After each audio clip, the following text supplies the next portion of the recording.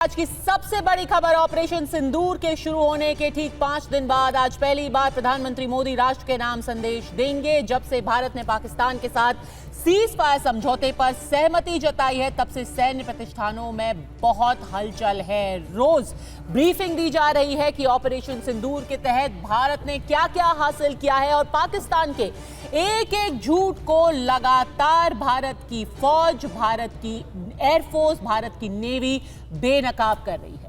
हमारे देश ने बहुत साफ शब्दों में अब कह दिया है कि उसके सैन्य उद्देश्य पूरे हो चुके हैं और पाकिस्तान को भारी कीमत चुकानी पड़ी है। लेकिन वहीं आज जब पाकिस्तान अपने नुकसानों का हिसाब अभी भी कर रहा है, तब दोनों देशों के बीच युद्ध विराम समझौते के बाद पहली बार डीजीएमओ यानी कि director general of military operation स्तर की बातचीत होने वाली है, पहली बार। और ये जिस दिन सीज फायर की, जिस दिन संधि की बात हुई थी, उसी दिन भारत ने कह दिया था कि हमारी दोनों सरकारों के बीच में कोई बातचीत हम नहीं करेंगे, सिर्फ एक लेवल पर बात होगी, वो है डायरेक्टर जनरल मिलिट्री ऑपरेशंस। क्यों? क्योंकि पाकिस्तान के डीजीएमओ ने सबसे पहले ये बात की थी, ये उन्होंने एक रिक्वेस्ट किया था कि भारत अपना एक्शन रोक दे। उसी के बाद जब लगातार उनको पाउंड किया जा रहा था, तो उन्होंने ये हाथ बढ़ाया अमेरिका की तरफ और कहा भारत को रोकिए, तब जाकर के 10 तारीख को ये सहमति बनी है। आज सुबह प्रधानमंत्री ने तीनों सेनाओं के प्रमुखों, रक्षा मंत्री, विदेश मंत्री, एनएसए, राष्ट्रीय सुरक्षा सलाहकार, उनके साथ एक उच्च स्तरीय सुरक्षा समीक्षा बैठक की। जल्द ही अब वो 8 बजे पहली बार राष्ट्र को अब इन सारी बैठकों के बाद संबोधित करेंगे। लेकिन सबसे बड़ी बात यह है कि इस सब के बीच भारत ने आज पाकिस्तान को एक स्पष्ट संदेश दे दिया, भय बिन होए न प्रीत। हमारी लड़ाई आतंकवाद और आतंकवादियों के खिलाफ थी, इसलिए 7 मई को हमने केवल आतंकवादी ठिकानों पर ही हमला किया था। पर अफसोस इस बात का है कि पाकिस्तानी सेना ने आतंकवादियों का साथ देना उचित समझा और इस लड़ाई को अपनी लड़ाई बना ली। And emphatically state that all our military bases, all our systems continue to remain fully operational and ready to undertake any future missions should the need so arise. क्या संदेश दिया जा रहा है? तो मैं बस आपको रामचरितमानस की एक कुछ पंक्ति याद दिलाऊंगा, आप समझ जाएंगे। तो याद कीजिए वो पंक्ति जो है, विनय न माने जलधि जड़, भय 3 दिन बीत, बोले राम सकोप तब, भय बिन होए न प्रीत। तो समझदार के लिए इशारा ही काफी है। भारत ने पहले ही कह दिया है कि अब याचना नहीं, अब रण होगा। एक एक करके पिछले 2 दिनों में भारत ने पाकिस्तान का जितना भी प्रोपेगेंडा है, भले से उनकी अपनी मीडिया हो या फिर उनकी खुद की सेना हो या फिर विदेशी मीडिया हो, जिस तरीके से लगातार पाकिस्तान ने झूठ का प्रचार किया है, एक एक करके सबूतों के साथ, तस्वीरों के साथ, वीडियो के साथ, उसको पूरी तरीके से भारत ने खत्म कर दिया है, ध्वस्त कर दिया है। और उसमें एक सबसे बड़ा उसका एक उदाहरण मैं आज आपको देती हूँ। आपको याद होगा एक दुष्प्रचार जिसमें भारत ने साफ साफ सबूत के साथ दिखाया था कि कैसे जब एक लश्कर का आतंकी मुरीदके में ऑपरेशन सिंदूर के दौरान मारा गया, तो उसके जनाजे में कौन मौजूद था? उसके जनाजे में एक और आतंकवादी हाफिज अब्दुल रऊफ मौजूद था। लेकिन जैसे ही भारत ने हर मंच पर जाकर के इस तस्वीर को दिखाना शुरू किया, ये दिखाना शुरू किया कि कैसे वहां के पाकिस्तानी पंजाब के वहां के नेता, वहां के फौज के अफसर, वहां के पुलिस के अफसर उस जनाजे में आतंकी के साथ मौजूद थे, तो पाकिस्तानी मिलिट्री ने एक प्रेस कॉन्फ्रेंस करके कहा कि अरे ये आदमी तो बिल्कुल एक आम आदमी है, फैमिली मैन है, उसको जबरदस्ती इस तरीके से बदनाम किया जा रहा है। और इसी के चलते उन्होंने एक आईडी, जो पाकिस्तान की आईडी, देखिए आप अपने टेलीविजन पे, पाकिस्तान की राउफ अहमद की जो आईडी है वो उन्होंने जारी कर दी। पर आगे जो हुआ उससे खुद पाकिस्तान की ही फजीहत हो गई। क्यों? क्योंकि इस आईडी में जो नंबर दिया हुआ है इस शख्स अब्दुल रऊफ का, ये वही नंबर है जो अमेरिका ने अपने डॉक्यूमेंट्स में अब्दुल रऊफ नाम के आतंकवादी का दिया है, यानी कि दोनों शख्स एक ही हैं। ये आदमी जो पाकिस्तान में सारे सेना के अफसरों के साथ दिखाई दे रहा था, ये एक ग्लोबल टेररिस्ट है और ये सिर्फ इंडिया ही नहीं, ये अमेरिका भी कह रहा है। इसीलिए माड़ी के आज के सवाल हैं, भय बिन होए ना प्रीत, भारत का पाकिस्तान को क्या अब ये सीधा संदेश है? आने वाले दिनों के लिए अब ये सीधा रुख भारत ने पाकिस्तान को दिखा दिया है और एक एक करके जब उसके सारे झूठ बेनकाब हो गए हैं, उसका हुआ नुकसान भी सामने आ गया है, तो अब क्या पाकिस्तान के सामने सरेंडर के अलावा और कोई विकल्प नहीं बचा है?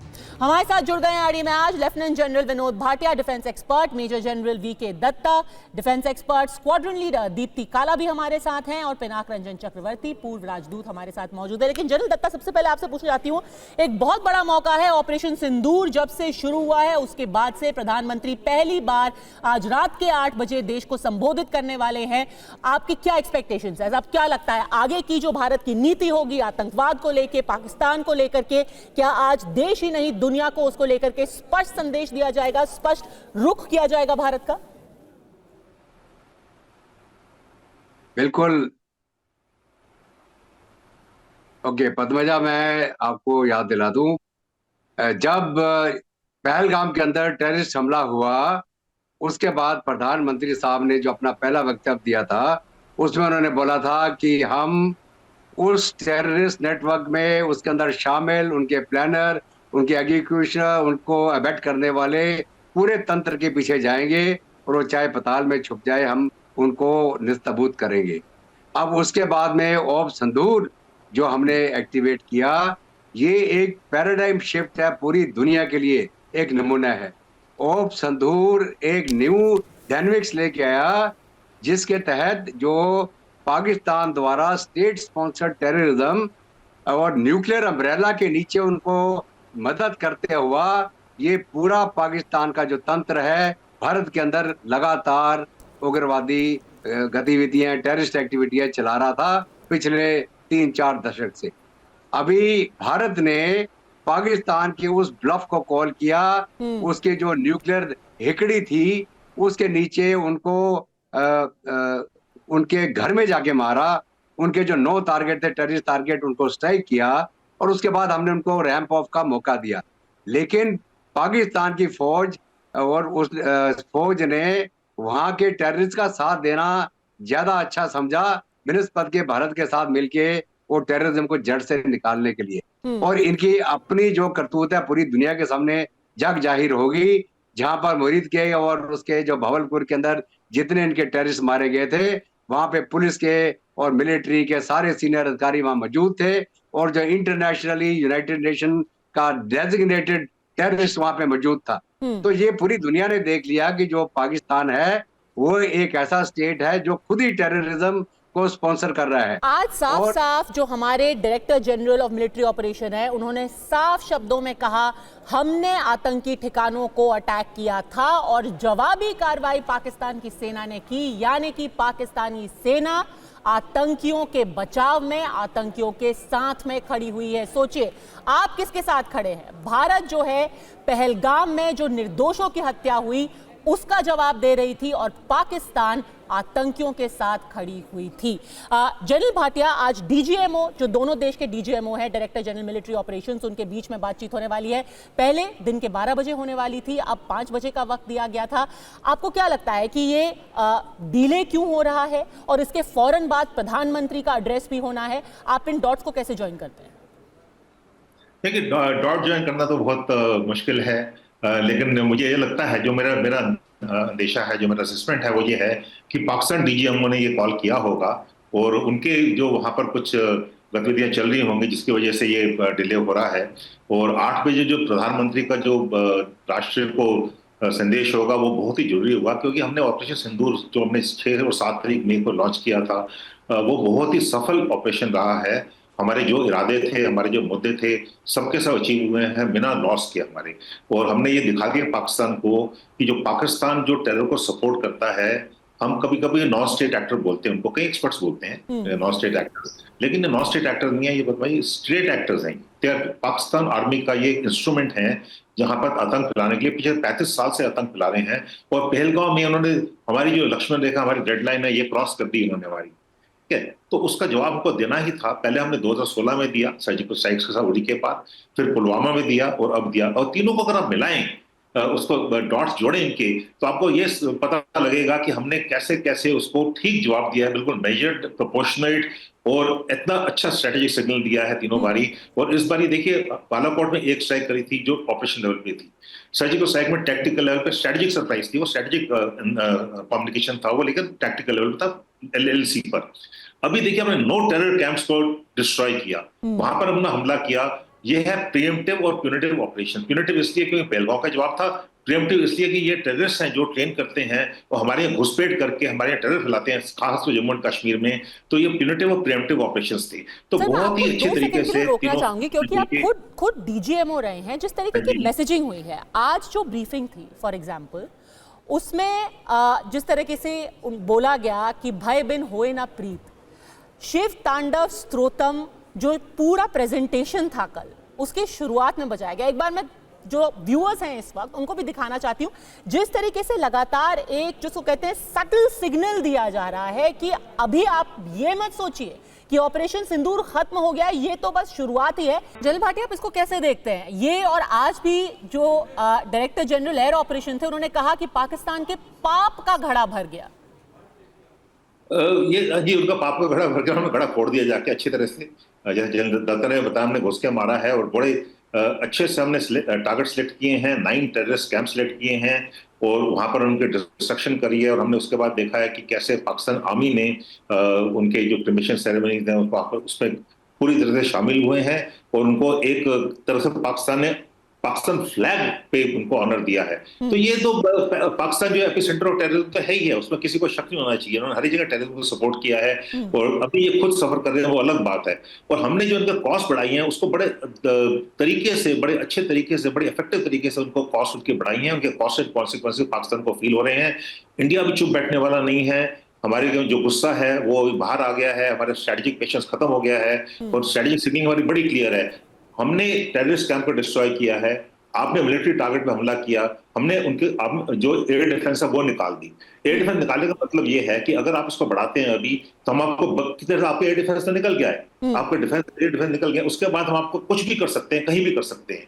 तो इनके जो हमने 14 एयर बेसिस पे हमने जो एयर डिफेंस निकाला है, वो एयर डिफेंस निकाला है बेसिकली। बिल्कुल। और हम जिस तरीके से बोला गया है, जो ब्रीफिंग हुई थी, जो सूत्रों ने बताया था कल, we will hit you hard, we will hit you deep and we will pursue you till the end of the year. General Bhatia. Yes, and we'll hit you where it hurts most. We will hit you where it hurts the most. Squadron leader Deepti Kala, क्या आप? You have hurt us. आपने अपने पहला shot हमने Pahalgam fire किया, आखिरी shot हमारा होगा। बिल्कुल। और अब ये न्यू नॉर्मल है जो प्रधानमंत्री भी आज देश के सामने रखेंगे कि अब सिर्फ LOC में, अक्रॉस द LOC, POK में कुछ टेरर कैंप्स नहीं, we will hit you hard. हम आतंक, जहां पे आतंकी पलते हैं, जहां पर उनको ट्रेनिंग दिया जाता है, जहां पे आपके आका बैठते हैं, वहां आकर के हम आपको मारेंगे। यही क्या एक न्यू नॉर्मल, न्यू इंडिया का आज प्रधानमंत्री देश और दुनिया के सामने रख सकते हैं।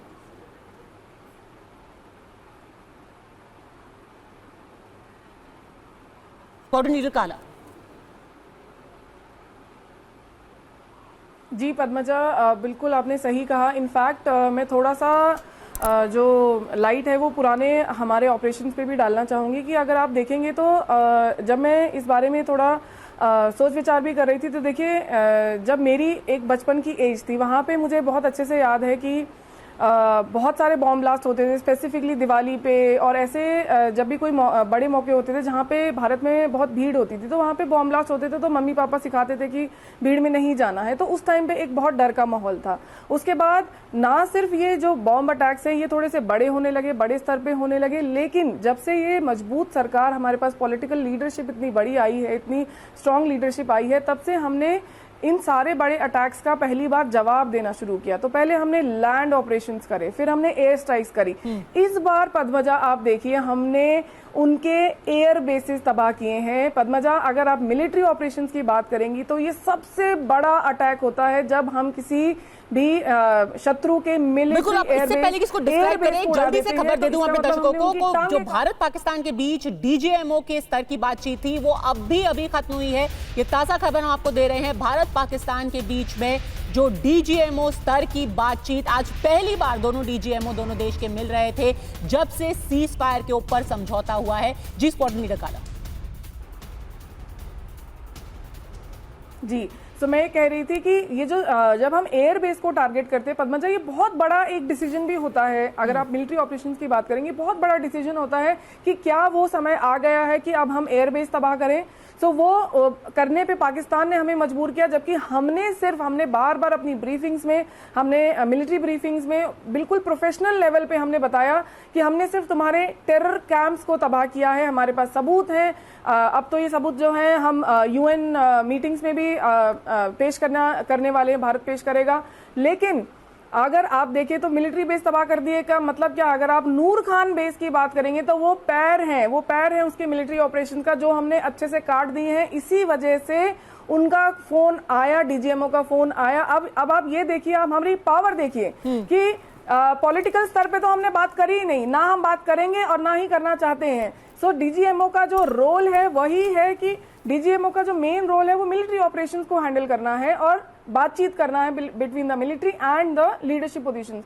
सो इसलिए सिर्फ डीजीएमओ लेवल पे बात हुई। और उसमें भी खास बात क्या हुई पद्मजा? खास बात ये हुई कि पहली बार में तो फोन हमने उठाया ही नहीं, पहली बार में हमने बात नहीं करी, हमने दूसरी बार में बात करी। और तब, क्योंकि आप अब समझे इस बात को कि जो मिलिट्री लेवल पे जब हम बात करते हैं तो उनकी तरफ से रिक्वेस्ट आई थी कि अब हम इसे होल्ड करना चाहते हैं। इसीलिए हमारे भारत की तरफ से, डीजीएमओ की तरफ से ये रिप्लाई गया था कि ठीक है, अगर आप मानते हैं तो हम तैयार हैं। लेकिन उसके बाद भी उन्होंने वायलेट किया, तब हमने उनको ध्वस्त कर दिया। दोनों के बीच में हॉटलाइन पर बात हुई है, थोड़ी ही देर में शायद इस पर कोई स्टेटमेंट भी आ सकता है। लेकिन पिनाक रंजन चक्रवर्ती जी, एक तस्वीर जो पहले ही दिन से 7 तारीख से ही TV9 भारतवर्ष पर हम दिखा रहे हैं और अब उसकी सच्चाई पूरी दुनिया के सामने जाहिर हुई है। हम तो आपको सच दिखा ही रहे थे, सोचिए पाकिस्तान ने इस तस्वीर का सच उजागर कर दिया है और अपनी बेवकूफ़ी में उन्होंने एक आईडी कार्ड, जैसे भारत के अंदर आधार कार्ड हमारा होता है वैसे पाकिस्तान में हर नागरिक के पास एक आईडी कार्ड होता है। हाफिज अब्दुल रऊफ, ये शख्स हमने आपको बताया था कि कैसे जैश ए मोहम्मद के आतंकी के जनाजे पे पहुंचा था, वहां नमाज जनाजा उसने पढ़ा था। पाकिस्तान ने बाकायदा एक प्रेस कॉन्फ्रेंस करके उसका ये एक आईडी कार्ड जारी किया और क्या कहा? उन्होंने कहा कि देखिए ये बेचारा आदमी, इसको भारत कितना परेशान कर रहा है, इसको आतंकवादी बता दिया है। ये तो एक फैमिली मैन है, इतना मासूम आदमी है, ये तो एक पढ़ाता है स्कूल के अंदर, ये सिर्फ कुछ तकरीरें करता है, भारत की वजह से देखिए कितना त्रस्त है ये। फिर उन्होंने बाकायदा उसका वीडियो चलाया, कहा हमने उसको कॉल किया, उससे पूछा तुम्हारी जिंदगी कितनी दूभर हो गई है भारत की वजह से। फिर वो आदमी ने आके अपना दुखड़ा रोया। पर जो आईडी कार्ड उन्होंने जारी किया पाकिस्तान में, उसमें जो उसका नंबर था, आईडी नंबर, यानी कि जैसे हमारा आधार नंबर होता है, ये देखिए, ये है पाकिस्तान की आईडी में उसका नंबर, हाफिज अब्दुल रऊफ का। और ये है अमेरिका की एक लिस्ट जिसमें उन्होंने एक आईडी नंबर दिया हुआ है, दोनों बिल्कुल एक जैसे। यानी कि जिस हाफिज रऊफ को पाकिस्तान कह रहा था कि वो एक मासूम शख्स है, वो अमेरिका द्वारा बताया गया एक ग्लोबल आतंकी है। पिनाक सर, कब तक पाकिस्तान किस मुंह से जाकर के दुनिया के सामने ये झूठ बोलता रहेगा? अब तो खुद उनके लोग ही उनका झूठ उजागर कर रहे हैं। पाकिस्तान तो बहुत दिन से ये नौटंकी चला रहा है, ये आज की बात तो नहीं है, और पकड़े भी जाते हैं और इनको कोई शर्म तो है नहीं, वो फिर वही करेंगे जो पहले कर चुके हैं और फिर मार खाएंगे। तो ये एक रवैया बन गया है। पर मुझे लगता है कि अब हमने जो डॉक्ट्रिन अनाउंस किया है कि any terrorist attack will be an act of war, यानी पाकिस्तान अगर फिर इस तरह की हरकत करे तो पाकिस्तान को युद्ध का सामना करना पड़ेगा। ये हमने क्लियर कर दिया है और ये पाकिस्तान आर्मी को समझ लेना चाहिए। इसीलिए पाकिस्तान अगर युद्ध करना चाहता है तो be my guest, do another terrorist attack, but then उसका नतीजा क्या होगा वो तो पाकिस्तान को पता है, क्योंकि वो उनके आर्मी भी मतलब वॉर गेमिंग करते हैं, उनको सब पता है। अगर वो न्यूक्लियर धमकी के तरफ जाते हैं तो उनको उसका भी उनका जवाब मिलेगा। तो मुझे लगता है कि अब इंडिया का रुख जो है कि हम our strategic patience and strategic restraint जिसे हम कहते हैं वो खत्म हो गया है। मतलब now well is dry, so now what we are going to do is to treat every act of terrorism as an act of war, यानी we will reserve the right to react and to take military option, to keep the military option open all domains. इसीलिए मैं समझता हूं कि हमारी जो सेना है वो इस तरह का स्ट्रेटेजिक मतलब प्रिपरेशन अभी करना चाहिए उनको, और जो भी हमने इससे जो लेसन्स हम लर्न कर रहे हैं उनको इनकॉर्पोरेट करके, और हमारी जितनी भी डिफेंसेस हैं जहां भी थोड़े लूपहोल होंगे उनको अपग्रेड करना है, क्योंकि मुझे लगता है to be prepared for war is to ensure peace. बिल्कुल, और दो चीजें जो पिछले 2 दिनों में हुई हैं बहुत जरूरी हैं। आज भारत की सेना ने कहा है कि we are operationally ready for any future operations, यानी कि अभी कोई ऑपरेशन खत्म नहीं हुआ है। आगे अगर पाकिस्तान कुछ भी करता है हम आगे के ऑपरेशंस के लिए पूरी तरीके से रेडी हैं। और कल चीफ ऑफ आर्मी स्टाफ यानी कि भारत के आर्मी चीफ ने पूरा एक रिव्यू करके ये कहा कि हमने अपने कमांडर्स को एक खुला हाथ दिया है, अगर पाकिस्तान आगे कोई सीजफायर वायलेशन करता है, कोई दोबारा हिमाकत करता है, आपको मैंने पूरी छूट दी है कि आप उसका मुंह जवाब दे। लेकिन एक और एक ऐसा स्टेटमेंट सामने आया है जनरल दत्ता, कल जब ISPR यानी कि पाकिस्तान का जो प्रोपेगेंडा विंग है, मिलिट्री प्रोपेगेंडा विंग, उनकी मैं प्रेस कॉन्फ्रेंस सुन रही थी, उसके अंदर उनसे पूछा गया कि भाई आपके ऑपरेशन का जो नाम रखा गया है उसमें बहुत सारी इस्लामिक इमेजरी है, उसको लेकर के जो उनका जवाब था वो बेहद चौंकाने वाला था, क्योंकि यहां जो सेना के प्रवक्ता थे उन्होंने कहा हाँ यही तो हमारा पूरा फेथ है, हमारा जो धर्म है, हमारी आर्मी ट्रेनिंग का हिस्सा है और यही हमारा काम है। जनरल दत्ता, इस तरीके की रैडिकलाइज्ड आर्मी, इससे हम लड़ रहे हैं अपने देश के लिए, अपने देश के लोगों के लिए, और आप ऑपरेशन बुनियान महसूस करते हैं और आप कहते हैं इस्लाम हमारी आर्मी ट्रेनिंग का हिस्सा है और हमारा chief is a man of belief, यानी कि वो बेहद इस्लाम के धर्म को मानने वाला आदमी है। कैसे लड़ेंगे इनसे? जनरल दत्ता, एक प्रोफेशनल आर्मी और एक रेडिकलाइज्ड आर्मी। बिल्कुल पद्मजा, देखिए ऐसा है कि जिस देश का आर्मी चीफ खुद मौलवी हो, हम उसको मुल्ला मुनीर बोलते हैं, आसिफ मुनीर, वो रेडिकलाइज नहीं करेगा तो और क्या करेगा।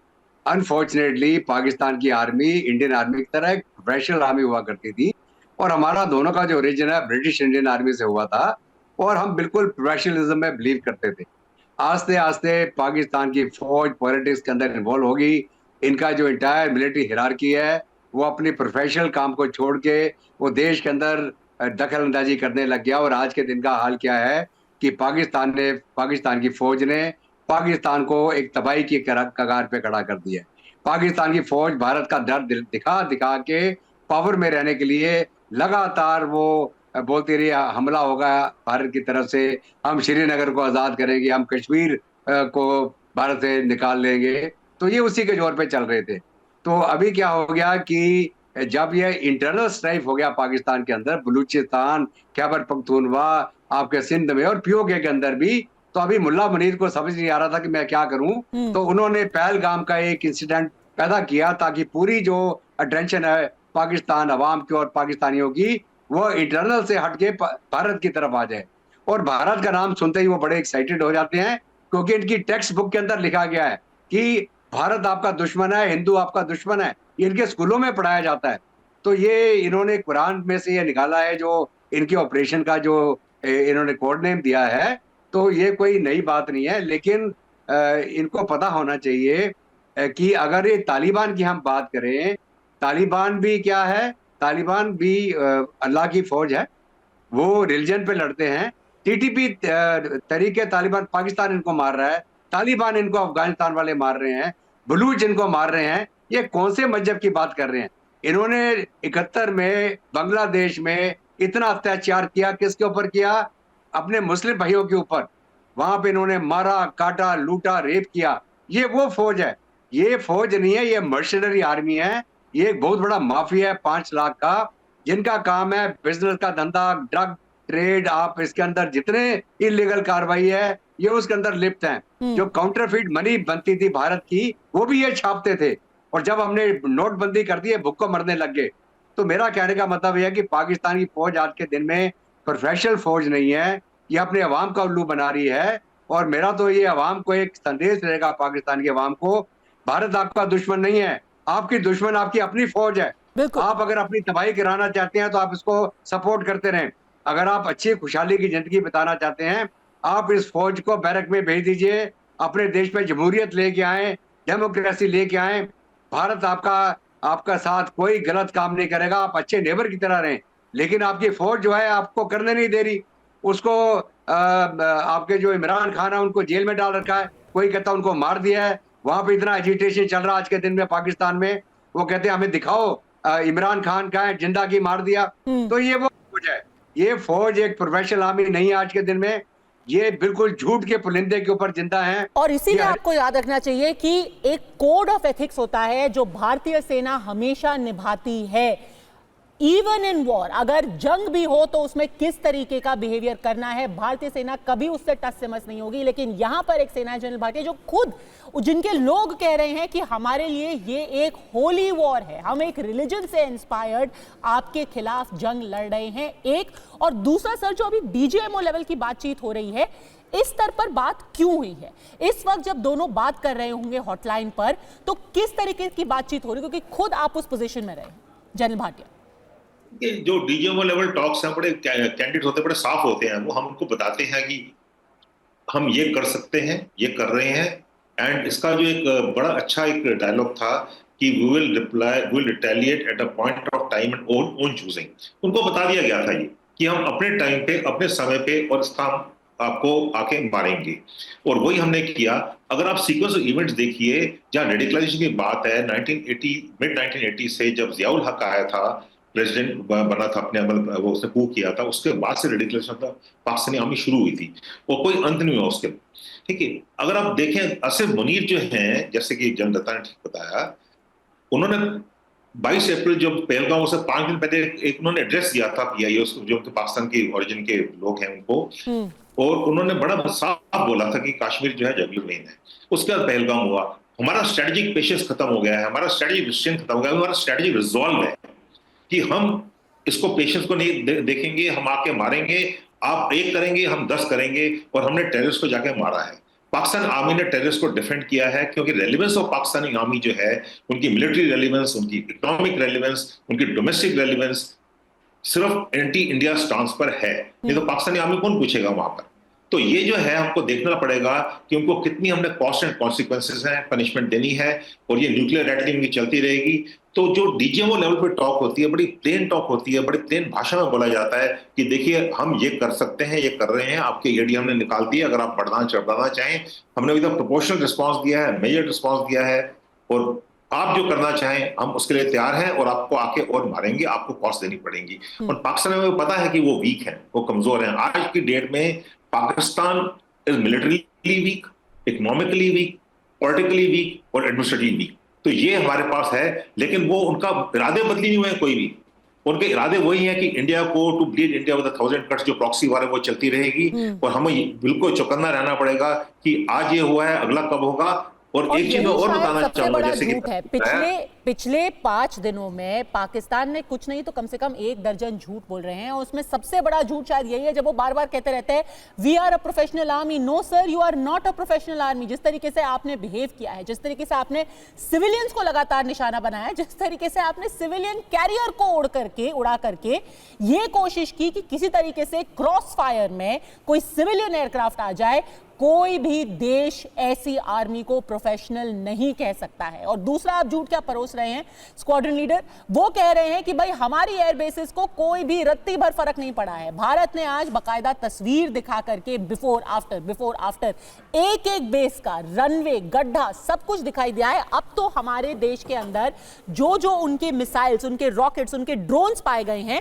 उनको भी हमने तस्वीरों के जरिए पूरी दुनिया को दिखाया। और कुछ ऐसी तस्वीरें मैं आपको दिखाना चाहती हूं, क्योंकि रोज हम यहां बैठ करके एक ISPR की कॉन्फ्रेंस भी मजबूरन हमें देखनी पड़ती है कि वहां पर वो क्या क्या झूठ बोल रहे हैं। एक तस्वीर मैं आपको दिखाऊंगी, PL-15 air to air missile, उसकी तस्वीरें जिसका जो मलबा है जो हमें मिला है यहाँ खेतों में PL-15 का, ये देखिए, एक दो नहीं, ऐसे कई जगह हैं जहां पर ये PL-15 हमें मिली है। स्क्वाड्रन लीडर काला और ISPR यानी कि पाकिस्तानी आर्मी ने जब अपनी प्रेस कॉन्फ्रेंस की, आप विश्वास नहीं करेंगे, मैंने पूरा 2 बार सुना, उन्होंने कहा PL-15 तो ऐसी दिखती ही नहीं है, ये तो जो स्कूल के अंदर मॉडल्स बनाते हैं बच्चे, इंडिया वहां से कोई मॉडल उठा करके ले आया है, क्योंकि PL-15 ऐसे बीच में से नहीं टूटती, वो ऐसे फट जाती, उसके बिल्कुल चिथड़े उड़ जाते। आप इन तस्वीरों को देख करके बताइए क्या है, क्योंकि वो पूरी दुनिया को कह रहे हैं ही नहीं, हमने तो लिया ही नहीं है, ये तो है ही नहीं हमारा। पद्मजा, अगर मैं लॉजिकली बात करूं, एज ए मिलिट्री ऑफिसर बात करूं, आई एम श्योर मेरे को पैनलिस्ट मुझसे अग्री करेंगे कि पाकिस्तान की ये जो हरकत है इन चीज़ों को लेके, इस पे वो इस लायक भी नहीं है कि भारत की एक स्क्वाड्रन लीडर उस चीज़ का जवाब दे। पहली बात तो ये पद्मजा मैं साफ कर देती हूँ। दूसरी बात, जहाँ तक उनके फॉल्स क्लेम्स की बात है, हम पहले दिन से हम देख रहे हैं, सिर्फ भारत को तो आप साइड रख दीजिए, ग्लोबल मीडिया में उनकी हर एक बात का एविडेंस मांगा गया है। उनके पास किसी भी चीज का एविडेंस नहीं रहा है और ना ही कोई आंसर रहा है। वो सिर्फ और सिर्फ कहानियां बुन रहे हैं। उनके इंफॉर्मेशन मिनिस्टर की थू-थू हुई है, उनके डिफेंस मिनिस्टर की थू-थू हुई है, उनके यूके हाई कमिश्नर की थू-थू हुई है। उनके पास सिवाय कहानियां बनाने के अलावा कुछ है ही नहीं। नाउ अब हम बात करते हैं पाकिस्तान की। अभी जो हम बात कर रहे थे, देखिए उनके पास मुद्दा क्या है। और मैं आपको फर्क दिखा देती हूँ, हम जो भी दावा कर रहे हैं, हम उसकी तस्वीरें दुनिया के सामने रख रहे हैं। आप पाकिस्तानी मीडिया को देखिए या फिर इंटरनेशनल मीडिया जो भी पाकिस्तान का पक्ष रखती है, एक तस्वीर आप उनसे मांग लीजिए। उन्होंने क्या झूठ बोला? उन्होंने कहा कि भारत की एक महिला फाइटर पायलट उनके कब्जे में है। यहां तक एक विदेशी चैनल पर जाकर के एक रिपोर्टर ने बोल भी दिया, जी एक भारतीय महिला पायलट जो है उनके कब्जे में है। खुद पाकिस्तान की सेना को आकर के बोलना पड़ा, हमारे पास कोई नहीं है, हमारे कब्जे में कोई भी नहीं है। फिर उन्होंने कहा कि मल्टीपल बेसिस के ऊपर हमने हमला करके उसको तहस नहस कर दिया है। उन्होंने सूरतगढ़ का नाम लिया, उन्होंने सिरसा का नाम लिया। एक तस्वीर आज तक को दिखा पाए स्क्वाड्रन लीडर? जी बिल्कुल, एक भी तस्वीर नहीं है। इनफैक्ट वही मैं कह रही हूं पद्मजा कि आप तस्वीर तो बहुत दूर की छोड़ दीजिए, पत्रकार की भी बात आप छोड़ दीजिए कि पत्रकार तो चलो ठीक है, मान लिया कि जर्नलिस्ट साहब ने कह दिया। आप सोचिए कि डिफेंस मिनिस्टर ऐसी बातें कर रहे हैं, बिल्कुल बेसलेस बातें कि हमने उनके इतने रफेल गिरा दिए, हमने उनके इतने जेट गिरा दिए। अरे भाई, सबूत कहाँ है? ग्लोबल मीडिया ने जब आपसे सबूत मांगा, आपके पास कोई सबूत ही नहीं है, ना आपके पास कोई फोटोग्राफ है। अब आप एक बात मान के चलिए पद्मजा, ये 100% ट्रू है कि देखिए कोई भी देश हो, अगर उसने कुछ काम ऐसा किया है जो उसको लगता है कि वो ग्लोबल मीडिया पे उसको दिखाना चाहिए या वो सबूत दे सकता है, जैसे कि भारत ने किया, या जब ओसामा बिन लादेन को मारा था यूएस ने, उसने भी तस्वीरें दिखाई थी ओसामा बिन लादेन के डेड बॉडी की, है कि नहीं? अदरवाइज ये बातें हम भी, वो यूएस भी सिर्फ बोलने के लिए कर सकता था। लेकिन हर चीज का जो भी दुनिया, यूक्रेन रशिया का आप वॉर देख लीजिए, जो भी नुकसान हुआ, जो भी मिशन हो रहे थे, हर चीज का पुख्ता सबूत सोशल मीडिया पे अवेलेबल था। पाकिस्तान की तरफ से अभी तक ये ऑपरेशन सिंदूर ने जितना भी डैमेज किया, भारत ने सारे प्रूफ दे दिए, लेकिन पाकिस्तान की तरफ से कोई प्रूफ आया नहीं। क्यों? क्योंकि उनका सिर्फ डैमेज हुआ है, उनको हमने सिर्फ खत्म किया है, तो वो प्रूफ दिखाएंगे किस चीज का? इसीलिए हम उनको कह रहे हैं कि वो जो सबसे बड़ा जो अनप्रोफेशनलिज्म, इनफैक्ट मैं तो बहुत खुश हूं कि कल जो ब्रीफिंग में उन लोगों ने अपना जो ऑपरेशन का नाम दिया है अपने कुरान से निकाल के, मैं तो बहुत खुश हूं कि पूरी दुनिया के सामने आ रहा है कि देखिए कितनी रेडिकलाइज्ड आर्मी है। ये तो आर्मी है ही नहीं एक्चुअली।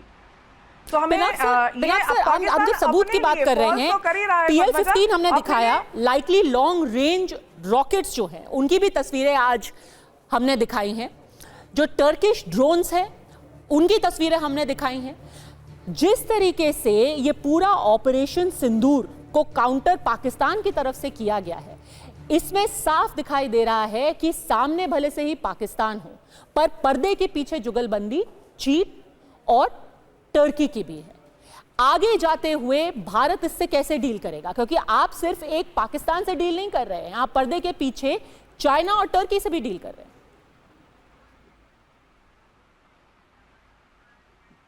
पिनाक सर। देखिए, टर्की का जो रवैया है वो हमें मालूम है, हम इसको पहले भी देख चुके हैं। प्रेसिडेंट अर्दोगान जो है वो एक विश्वास करते हैं इस्लामिक ब्रदरहुड, और वो खुद ही एक इस्लामिस्ट है। तो वो, और पाकिस्तान के साथ ये हमको भूलना नहीं चाहिए, उनके बहुत पुराने रिश्ते हैं, मिलिट्री के जो है ना रिश्ते बहुत पुराने हैं। ये कोल्ड वॉर के समय से हैं, जब ये मेंबर्स थे सब एंटी कम्युनिस्ट अलायंस के, और पाकिस्तान तो अभी भी अमेरिका का नॉन नेटो अलाय कहलाता है। तो ये हमको याद रखना चाहिए। इसलिए मैं इसमें कोई मतलब सरप्राइज एलिमेंट नहीं है कि टर्की, अब हमको क्या करना है, क्योंकि टर्की के साथ हम लोग ट्रेड करते हैं, हमारे लोग जाते हैं, टर्किश एयरलाइन यहाँ आती है, इंडिगो के साथ टर्किश एयरलाइन का वो कोड शेयरिंग है। तो अभी हमें सोचना पड़ेगा, हमारे आवाम को भी सोचना पड़ेगा, हमारे पब्लिक को सोचना पड़ेगा कि टर्की में हम लोग कितने 2.5 लाख के इंडियंस जो हैं वो टर्की में टूरिज्म के लिए जाते हैं। बड़ी अच्छी जगह है टर्की टूरिज्म के लिए, इसमें कोई शक नहीं है। 20% बढ़ा है भारत से टूरिज्म टर्की को जाने वाला 2023-2024 के बीच में 21% इंक्रीज इन इंडियन टूरिस्ट। हाँ, देख लीजिए। सो आपको पता है क्या आंकड़े जो है। तो मैं समझता हूं कि इस तरह, जैसे मालदीव के साथ हमारे देश के लोगों ने कहा कि ठीक है हम लोग नहीं जाएंगे, तो मालदीव को फर्क तो पड़ा था ना। इसीलिए मुझे लगता है टर्की को फर्क पड़े या ना पड़े, पर हमको तो सिग्नल देना चाहिए। ये भारत के लोगों को भी सोचना चाहिए, क्योंकि हर चीज जो है सैन्य स्तर पर या सत्ता के स्तर पर, सरकार के स्तर पर नहीं हो सकती। आपका जो सॉफ्ट पावर है आप उसको कैसे इस्तेमाल करेंगे ऑपरेशन सिंदूर के बाद। लेकिन अंत में सारे जो हमारे गेस्ट हैं उनसे एक छोटा सा पूछना चाहती हूँ, आप क्या चाहेंगे आज प्रधानमंत्री सुनना? पिनाक सर, जब 8 बजे आज प्रधानमंत्री बोले ऑपरेशन सिंदूर के बाद, आप उनसे क्या सुनना चाहेंगे? मैं तो एक्सपेक्ट कर रहा हूं, मेरा एंटिसिपेशन ये है कि प्रधानमंत्री जो डॉक्ट्रिन जो हम आगे फॉलो करेंगे उस पे विस्तार से वो बात करेंगे। मुझे तो ये लगता है, और वो बताएंगे कि ये हुआ, हमने किस तरह से डिसीजन लिया और आगे हम क्या करने वाले।